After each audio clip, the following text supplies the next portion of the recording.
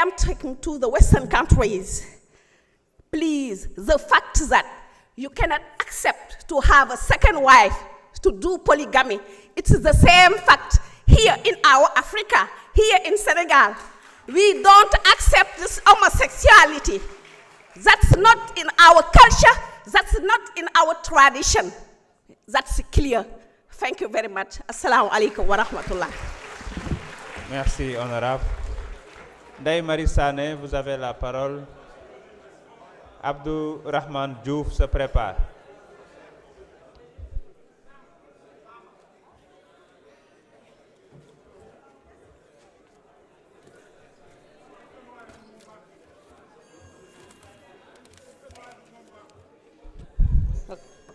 Merci président. Assalamu alaikum. maa ngi leen di nuyu yéen ñëpp ku ci nekk turam ak santam. Monsieur le ministre, maa ngi lay nuyu ak say collaborateurs. Aujourd'hui n'est pas un jour ordinaire dans l'histoire de notre nation. C'est un jour historique, un jour qui doit marquer avec force et clarté l'affirmation irréversible de la souveraineté législative du Sénégal. Une nation véritablement libre et souveraine doit assumer pleinement, je dis bien pleinement, sa souveraineté législative. Elle doit légiférer conformément à ses valeurs profondes, à son histoire, à sa culture et aux principes religieux qui structurent sa société. Le Sénégal n'est pas une terre sans repère. Le Sénégal n'est pas un laboratoire d'expérimentation pour des modèles venus d'ailleurs. Le Sénégal est une nation mondialement connue pour ses valeurs religieuses et son identité sociale et culturelle très appréciée. Aujourd'hui, à travers notre 15e législature, ce pays de Cheikh Ahmadou Bamba, d'El Hadj Malick Sy, de Cheikh Al-Islam Baye Niass, de Seydina Limamou, ce pays du cardinal Hyacinthe Thiandoum, entend défendre résolument les valeurs qui fondent sa cohésion sociale.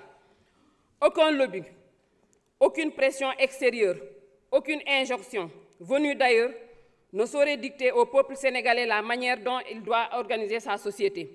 La seule boussole qui doit guider notre action demeure la volonté souveraine du peuple sénégalais qui dit non à l'homosexualité, non à la bisexualité, non à la transsexualité, non à la zoophilie, non à la nécrophilie, non à tout autre acte contre nature. Cette journée est historique parce qu'elle marque une étape importante dans notre détermination à combattre avec fermeté les dérives et l'ensemble des fléaux qui menacent les fondements moraux et sociaux de notre nation. Et c'est le lieu de féliciter And Sàmm Jikko Yi. ñu ngi leen di féliciter bu baax a baax ci initiative bi ngeen jël te di ñaanal tamit imam Ndaw yàlla na ko yàlla yërëm xaare ko àjjana ndax bëggoon nañ di bés bi wax dëgg yàlla mu teewee ko waaye yàlla def na li gën ñu ngi koy ñaanal yàlla yërëm ko xaare ko àjjana. En votant aujourd'hui cette loi portant modification de l'article 319 du Code pénal, nous n'accomplissons pas seulement un acte législatif, nous posons un acte de souveraineté. Nous affirmons devant notre peuple et devant le monde que le Sénégal restera fidèle à lui-même, à ses valeurs, fidèle à son identité, et c'est le moment encore une fois de rendre un hommage mérité au porteur de ce projet de loi, le gardien de la révolution sénégalaise, le Premier ministre Ousmane Sonko. Ndax nag majorité bi nar a voté loi bi majorité sonkoïste la majorité bi Sonko ko moom ku bëgg sa majorité bopp da ngay def comme ni mu def jaar fi mu jaar nga am sa majorité bopp waaye majorité bi boo ko mbubboo. La modification de cet article 319 du Code pénal doit nous amener à clarifier beaucoup d'autres articles de loi. Prenons l'article 101 de la Constitution relatif à la haute trahison, qui dans cet hémicycle pourrait nous en donner une définition claire. Ce sont des imprécisions juridiques qui ne sont pas anodines. Elles révèlent les limites et les incohérences de certaines dispositions de notre loi fondamentale. C'est pourquoi il devient plus que jamais nécessaire d'engager une révision courageuse de la Constitution en tant que parlementaire, comme nous le permet en son article 103, qui dit « L'initiative de la révision de la Constitution appartient concurremment au président de la République et aux députés. » Une Constitution n'a de légitimité que lorsqu'elle reflète fidèlement les aspirations, les valeurs et les exigences souveraines du peuple qu'elle est censée organiser. La Constitution doit refléter aux exigences souveraines du peuple sénégalais et non une constitution impérialiste au service exclusif d'un prince.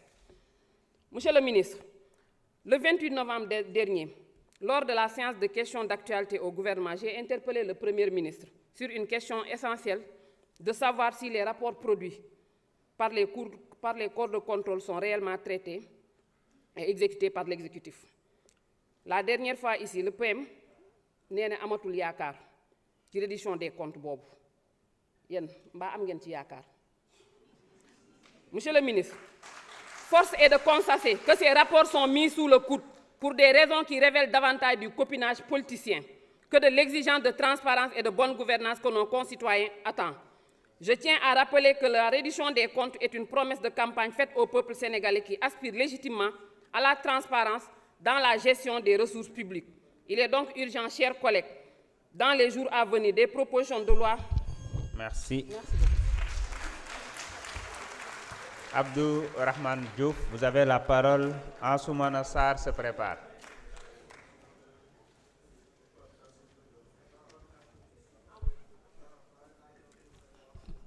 Merci président. Salaamaaleykum. Monsieur le ministre ñu ngi lay nuyu. Chers collaborateurs du ministre ñu ngi leen di nuyu yéen ñëpp. Chers collègues ñu ngi leen di nuyu. Di rendre un hommage au service législatif bi nga xamante ne depuis suñu mandat ñu ngi ciy jàpp bu baax ñu ngi leen di rendre hommage bu baax a baax. Monsieur le ministre dañu nekk ci benn dëkk boo xam ne bu tudd Sénégal.